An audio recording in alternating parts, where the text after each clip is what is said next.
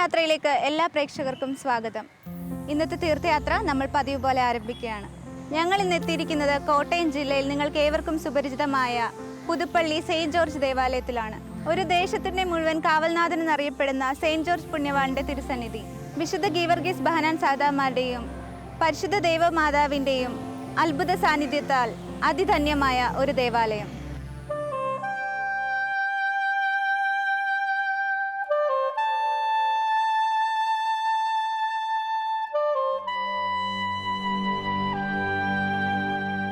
കോട്ടയം ചങ്ങനാശ്ശേരി റോഡിൽ പുതുപ്പള്ളി കവലയിൽ നിന്ന് 1 കിലോമീറ്റർ അകലെ കൊടൂരാറ്റിൻ്റെ തീരത്താണ് ഈ ദേവാലയം സ്ഥിതി ചെയ്യുന്നത്.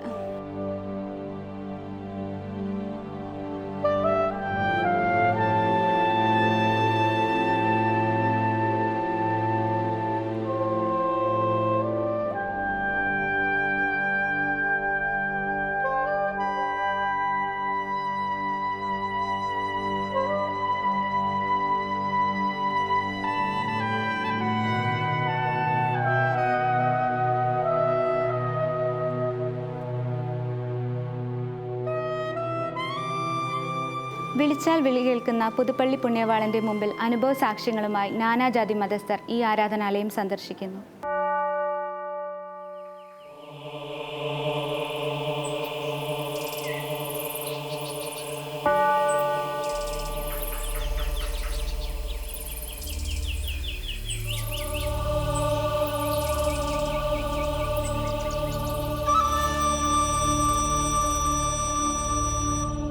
പുതുപ്പള്ളി പള്ളിവാസം ഗീവർഗീസ് നാമനാഥം അശ്വാരൂഢം വ്യാളിനാശം നിത്യം ഭജേ കാവൽനാഥം കർത്തൃശ്രീ ഭണ്ഡാരസ്യ ശ്രേഷ്ഠകാര്യവിചാരകം ആശ്രിതർക്കാശ്വാസദായകം നിത്യം ഭജേ കാവൽനാഥം. ഈ ദേവാലയത്തിൻ്റെ പുണ്യനാമമായ വിശുദ്ധ ഗീവർഗീസ് പുണ്യവാളൻ്റെ ശ്രോണസിനോടൊപ്പം 9 ശ്രോണസുകളാണുള്ളത്.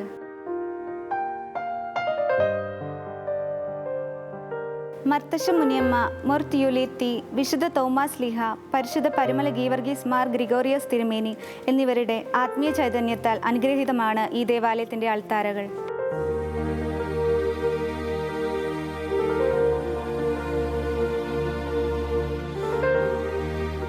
ഏകദേശം 5 നൂറ്റാണ്ട് പഴക്കമുള്ള ഒരു ഓർത്തഡോക്സ് ദേവാലയമാണ് കോട്ടയം ജില്ലയിലെ പുതുപ്പള്ളി എന്ന സ്ഥലത്തുള്ള പുതുപ്പള്ളി സെൻറ്റ് ജോർജ് ഓർത്തഡോക്സ് വലിയ പള്ളി. പരിശുദ്ധനായ മാർ ഗീവർഗീസ് സഹദായുടെ നാമത്തിലാണ് ഈ ദേവാലയം സ്ഥാപിച്ചിട്ടുള്ളത്. ഗീവർഗീസ് സഹദായുടെ തിരുശേഷിപ്പ് ഈ ദേവാലയത്തിൽ സൂക്ഷിച്ചിട്ടുണ്ട് എന്നുള്ളത് ഒരു പ്രത്യേകതയാണ്.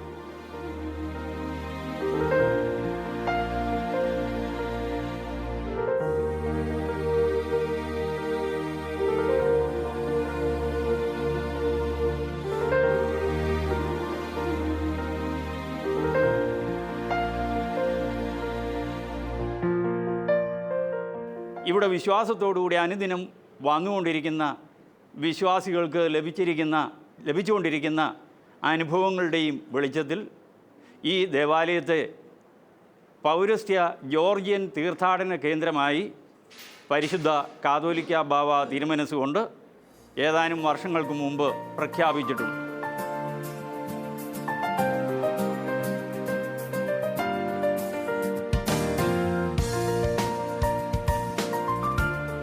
പൗരസ്ത്യ ജോർജിയൻ തീർത്ഥാടന കേന്ദ്രം ക്രൈസ്തവ സംസ്കൃതിയുടെ പുഷ്കല പാരമ്പര്യം നിറഞ്ഞു നിൽക്കുന്ന ഭാരതത്തിലെ വിശ്വപ്രസിദ്ധ ദേവാലയം എന്നീ നിലകളിൽ പ്രശസ്തമാണ് പുതുപ്പള്ളി പള്ളി.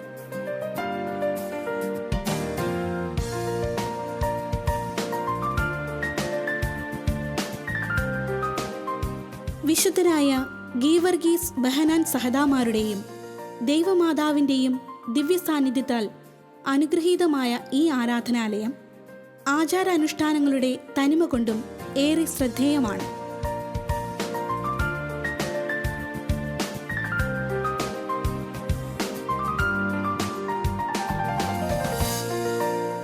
വിളിച്ചാൽ വിളി കേൾക്കുന്ന പുതുപ്പള്ളി പുണ്യവാളൻ എന്ന അനുഭവ സാക്ഷ്യങ്ങളുമായി നാനാജാതി മതസ്ഥർ അനുദിനം ഈ തിരുസന്നിധിയിൽ എത്തുന്നു.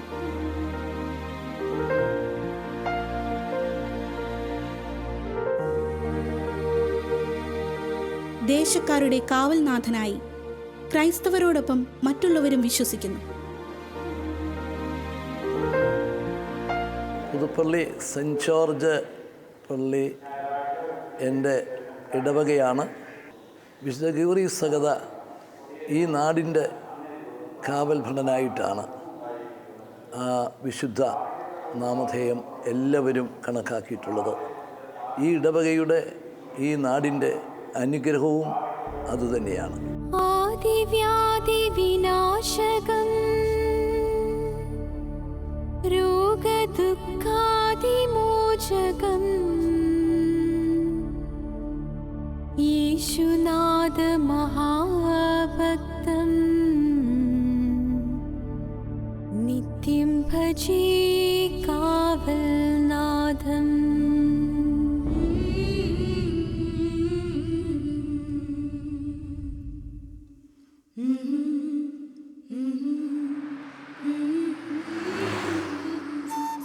കോട്ടയം ചങ്ങനാശ്ശേരി റോഡിൽ പുതുപ്പള്ളി കവലയിൽ നിന്ന് 1 കിലോമീറ്റർ അകലെ കൊടൂരാറ്റിൻ്റെ തീരത്തുള്ള ഈ ദേവാലയം പ്രകൃതിസുന്ദരമായ ഗ്രാമീണ ഭംഗി കൊണ്ട് സമ്പന്നമാണ്.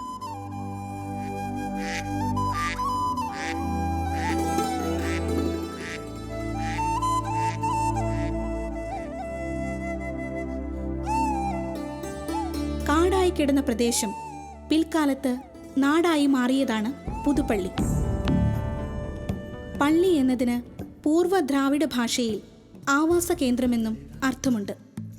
പഴയ കാട് പുതിയ ആവാസ കേന്ദ്രമായപ്പോൾ പുതുപ്പള്ളി എന്നറിയപ്പെട്ടു.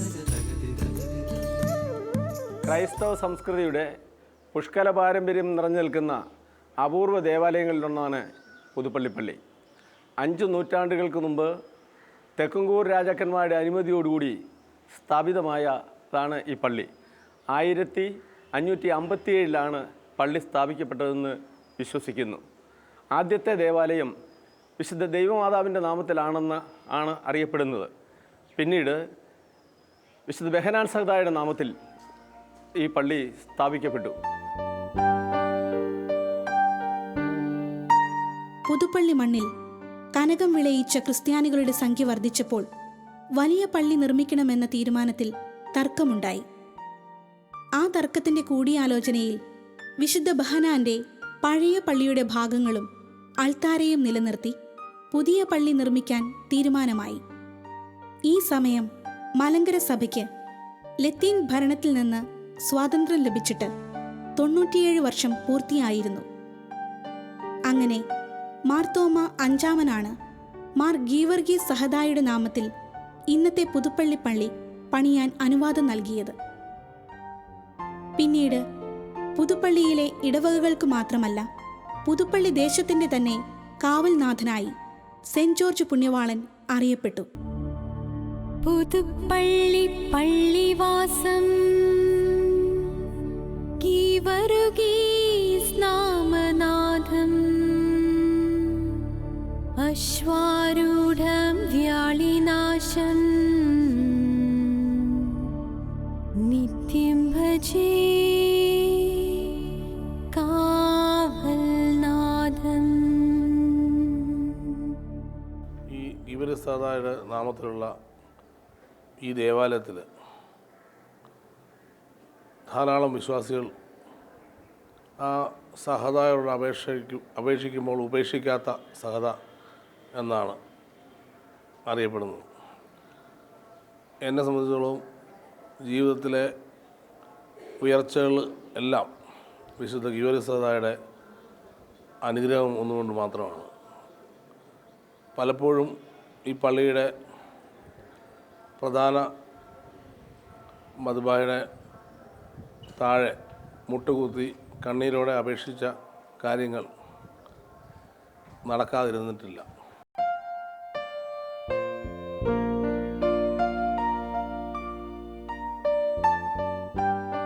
പുതുപ്പള്ളി പള്ളിയുടെ സാംസ്കാരിക പൈതൃകത്തിൻ്റെയും പാരമ്പര്യത്തിൻ്റെയും പ്രതീകമാണ് ഈ കുരിശും തൊട്ടിയും 18-ാം പടിയും. പുതുപ്പള്ളി പള്ളിയുടെ സാംസ്കാരിക പൈതൃകത്തിൻ്റെയും പാരമ്പര്യത്തിൻ്റെയും പ്രതീകമായ കുരിശും തൊട്ടിയും 18-ാം പടിയും ശ്രദ്ധേയമാണ്. മെഴുകുതിരികൾ കത്തിച്ചും എണ്ണയൊഴിച്ചും ഈ കുരിശും തൊട്ടിയിൽ വിശ്വാസികൾ ആത്മീയ നിർവൃതിയിൽ ലയിക്കുന്നു.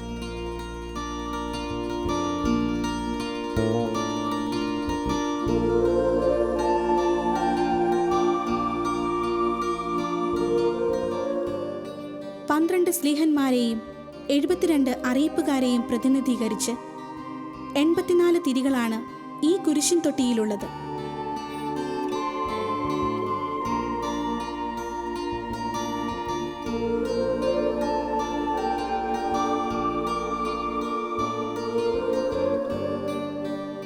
ശില്പഭംഗി നിറഞ്ഞ കൽക്കുരിശ് കുരിശിൻ തൊട്ടിയുടെ ആകർഷണമാണ്. കൊടുൂരാറ്റിൽ മുങ്ങിക്കുളിച്ച് കുരിശിൻ തൊട്ടിയിൽ ചുറ്റുവിളക്ക് കത്തിച്ച് പ്രാർത്ഥിച്ചാൽ ഉദ്ദിഷ്ടകാര്യം സാധിക്കുമെന്ന് ഭക്തർ വിശ്വസിക്കുന്നു.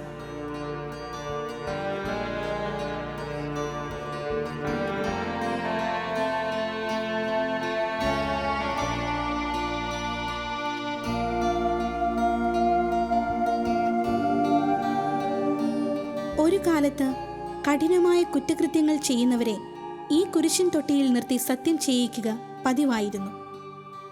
കോടതിയിൽ നിന്നു പോലും പള്ളിനടയിൽ കുറ്റവാളികളെ കൊണ്ടുവരാറുണ്ടായിരുന്നു. കാരണം അത്ഭുത പ്രവർത്തകനായ ഗീവർഗീസ് സഹദായുടെ തിരുനടയിൽ നിന്നുകൊണ്ട് തെറ്റായി ചിന്തിക്കുകയോ പ്രവർത്തിക്കുകയോ ചെയ്യാൻ ആരും ധൈര്യപ്പെടാറില്ല. അത്രയധികം പാവനവും ശക്തിദായകവുമാണ് കുരിശിൻ തൊട്ടിയുടെ പശ്ചാത്തലം. പുതുപ്പള്ളി പള്ളിയുടെ കൽക്കുരിശിന് മുമ്പിൽ നിന്ന് സത്യം ചെയ്താൽ ഒരിക്കലും നുണ പറയാൻ ആർക്കും കഴിയുകയില്ല എന്ന് പഴയ കാലം മുതൽ വിശ്വസിച്ചിരുന്നു. ഈ കൽക്കുരിശിലിൻ്റെ ചുറ്റും വിളക്കുകൾ കത്തിച്ചാൽ ഉദ്ദിഷ്ടകാര്യം സാധിക്കുമെന്നും ആളുകൾ കരുതുന്നു. 18-ാം പടിക്കുമുണ്ട് ഒട്ടേറെ മാഹാത്മ്യങ്ങൾ. ഭാരതീയവും കേരളീയവുമായ മതദർശനങ്ങളിൽ 18 എന്ന സംഖ്യ പൂർണ്ണതയുടെ സംഖ്യയായിട്ടാണ് കാണുന്നത്. ആദ്യത്തെ 5 പടികൾ കണ്ണ്, മൂക്ക്, നാക്ക്, ത്വക്ക്, ചെവി എന്നീ പഞ്ചേന്ദ്രിയങ്ങളെയും, അടുത്ത 8 പടികൾ കാമം, ക്രോധം, മോഹം, മതം, മാത്സര്യം, അസൂയ എന്നീ 8 വികാരങ്ങളെയും, അടുത്ത 3 പടികൾ സതി, രജോ, തമോ ഗുണങ്ങളെയും, അവസാനത്തെ 2 പടികൾ വിദ്യയെയും അവിദ്യയെയും പ്രതിനിധീകരിക്കുന്നു. വ്രതശുദ്ധിയോടുകൂടി തത്വത്തിൻ്റെ പൊരുളായ 18 പടികൾ താണ്ടി വിശുദ്ധ ഗീവർഗീസ് സഹദായുടെ സാന്നിധ്യത്തിൽ അഭയം പ്രാപിക്കുന്ന ഭക്തന് ആത്മശാന്തി ലഭിക്കും എന്ന വിശ്വാസത്തിൽ തീർത്ഥാടകർ ഈ പടികൾ ചവിട്ടുന്നു.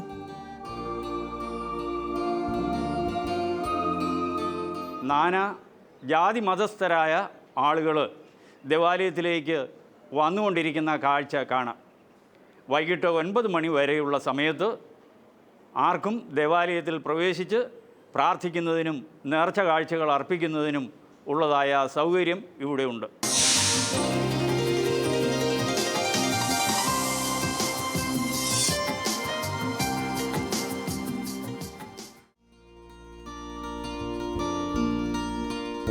പുതുപ്പള്ളിയെ ശ്രദ്ധേയമാക്കുന്നത് ഇവിടുത്തെ പെരുന്നാളാണ്.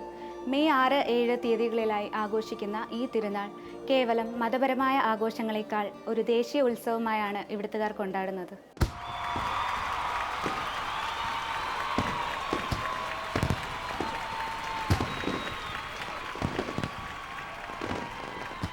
പുതുപ്പള്ളി എന്ന നാടിൻ്റെ പേരിലാണ് ഗീവർഗീസ് പുണ്യവാളൻ്റെ ഓർമ്മ പെരുന്നാൾ അറിയപ്പെടുന്നത് തന്നെ. നാടിൻ്റെ ഐശ്വര്യത്തിനും സർപ്പദോഷം, പൈശാചികമായ അനുഭവങ്ങൾ തുടങ്ങിയവയിൽ നിന്നും വിമുക്തി ലഭിക്കുന്നതിന് ഭക്തജനങ്ങൾ ഈ തിരുനാളിൽ പങ്കെടുക്കാൻ ദൂരദേശങ്ങളിൽ നിന്ന് പോലും പുതുപ്പള്ളിയിലെത്തുന്നു.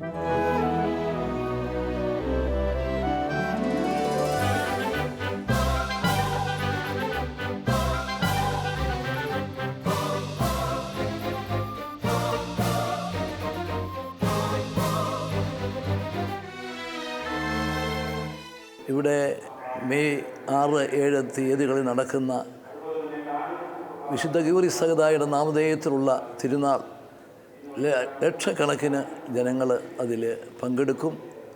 എല്ലാവരുടെയും അനുഗ്രഹത്തിന്, പ്രാർത്ഥനയ്ക്ക് ഈ തിരുനാൾ ഉപകരിക്കപ്പെടും. നാമധേയത്തിൽ, വിശുദ്ധ ഗീവർഗീസ് സഹദായുടെ നാമധേയത്തിൽ ഞാൻ എല്ലാം അർപ്പിക്കുന്നു. കാലം കടന്നിട്ടും രൂപം മാറാത്ത ആചാരങ്ങളും കാലഘട്ടത്തിനൊപ്പം നിന്നുപോയ അനുഷ്ഠാനങ്ങളും പുതുപ്പള്ളി പെരുന്നാളിനുണ്ട്.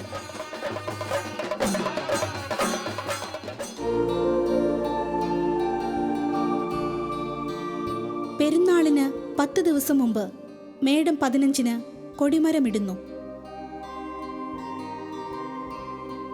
ഹൈന്ദവ ക്ഷേത്രങ്ങളിലെ കൊടിയേറ്റിനോട് സാദൃശ്യമെന്നോണം പുതുപ്പള്ളി ഏറിക്കാട് കരക്കാർ ഓരോ കമുക് ഘോഷയാത്രയായി കൊണ്ടുവന്ന് വൈദികർ ആശീർവദിച്ച് കൊടിയേറ്റുന്നു.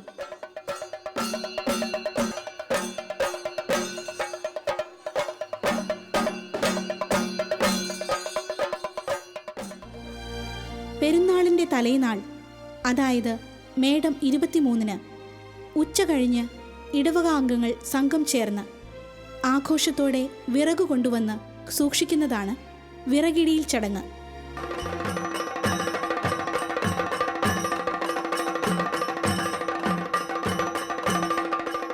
പുതുപ്പള്ളി ഏറിക്കാട് കരക്കാർ സംഘം ചേർന്ന് മത്സരബുദ്ധിയോടെ വിറകു ശേഖരിച്ച് വാദ്യമേളങ്ങളുടെയും വള്ളപ്പാട്ടുകളുടെയും അകമ്പടിയോടെ പള്ളിയിലെത്തുന്ന കാഴ്ച ആവേശകരമാണ്. പെരുന്നാൾ വെച്ചൂട്ടിന് ആവശ്യമായ അരിയും ഇറച്ചിയും പാകം ചെയ്യുന്നതിനു വേണ്ട വിറക് ശേഖരിക്കുകയാണ് ഈ ചടങ്ങിൻ്റെ ലക്ഷ്യം.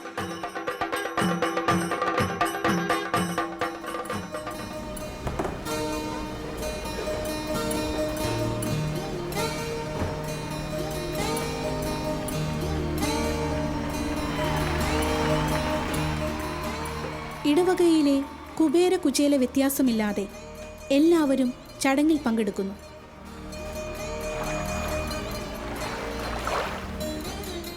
തുടർന്ന് പള്ളിയിലെ കെടാവിളക്കിൽ നിന്ന് പ്രധാന പുരോഹിതൻ കോൽവിളക്കിലേക്ക് പകർന്നു കൊടുക്കുന്ന തിരുനാളം ഭക്ത്യാദരപൂർവം കൊണ്ടുവന്ന് അടുപ്പിൽ ജ്വലിപ്പിക്കുകയാണ് പതിവ്. കൊടൂരാറ്റിലെ വെള്ളത്തിലാണ് പുണ്യവാളന്റെ നേർച്ചച്ചോറ് പാകം ചെയ്യുന്നതിനുള്ള അരി കഴുകിയെടുക്കുന്നത്. മുഹൂർത്തം നോക്കി ചിട്ടകളും ക്രമങ്ങളുമനുസരിച്ച് തീരുമാനിച്ചയാൾ അരി ആദ്യം അടുപ്പിലേക്കിടുന്നു.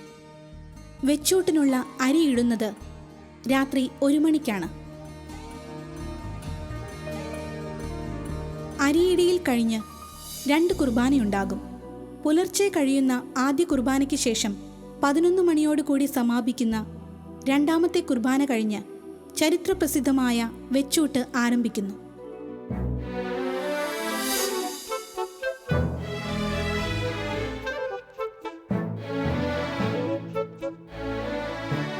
വിശുദ്ധ ഗീവർഗീസ് സഹദായുടെ നാമധേയത്തിലുള്ള നേർച്ചയായി കണക്കാക്കി ക്രൈസ്തവർ വെച്ചൂട്ടിൽ പങ്കെടുക്കുമ്പോൾ അന്യമതസ്ഥർ സഹദായുടെ പ്രസാദമായി കരുതി പങ്കാളികളാകുന്നു.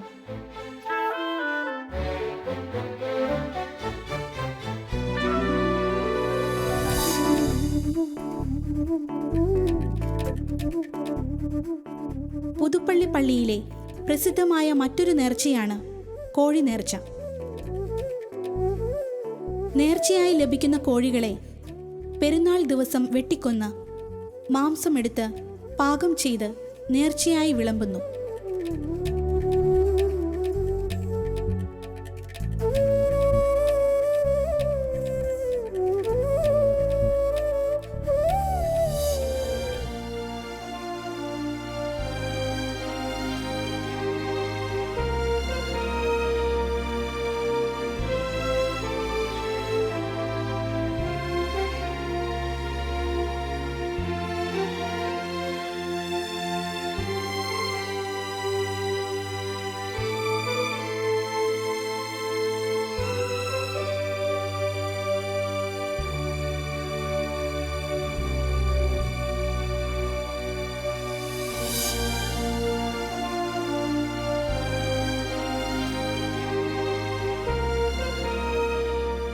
പെരുന്നാൾ ദിവസം അങ്ങാടി ചുറ്റിവരുന്ന റാസായിക്ക് ശേഷം നേർച്ചയായി ലഭിക്കുന്ന അപ്പവും കോഴിക്കറിയും നേർച്ച ഭക്ഷണമായി നൽകുന്നു. ഈ നേർച്ച ഭക്ഷണം കഴിക്കാനും ഭക്തിനിർഭരമായ പ്രദക്ഷിണത്തിൽ പങ്കെടുക്കാനും നിർണയിക്കാനാവാത്ത ഭക്തജന തിരക്കാണ് അനുഭവപ്പെടുന്നത്.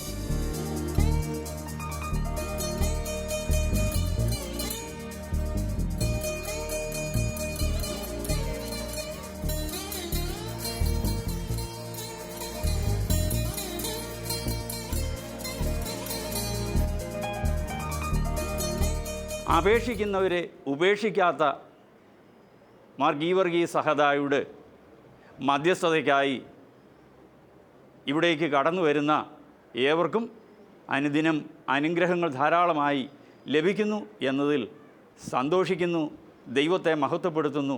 ആ പുണ്യവാൻ്റെ മധ്യസ്ഥ സഹായങ്ങൾ നമുക്ക് എന്നും എന്നും കോട്ടയും കാവലുമായിരിക്കട്ടെ എന്ന് നമുക്ക് പ്രാർത്ഥിക്കാം.